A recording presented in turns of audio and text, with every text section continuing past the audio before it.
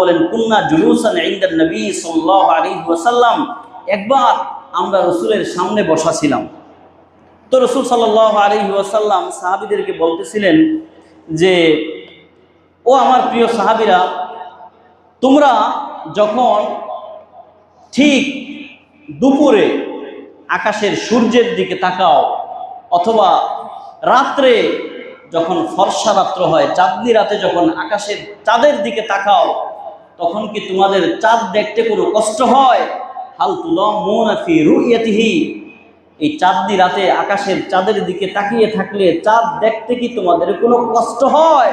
সাহাবীরা বললেন, ইয়া রাসূলুল্লাহ, ইয়া হাবিবাল্লাহ, না না না, চাঁদনি রাত্রে আমরা আকাশের দিকে তাকালেই আকাশের চাঁদকে পরিষ্কার দেখতে পাই, মাঝখানে কোনো পার্টিশন নাই, আবরণ নাই, দেয়াল নাই, সব কিছু ভেদ করে আমরা আকাশের চাঁদকে দেখতে পাই।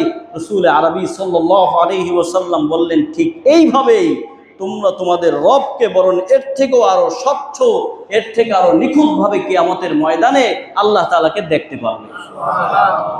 কিন্তু আল্লাহকে এই দুনিয়ায় দেখা যায় না, আল্লাহকে এই দুনিয়ায় দেখা যায় না, কিন্তু আল্লাহ তাআলা আমাদেরকে দেখেন, এটা নিশ্চিত। এই দুনিয়ায়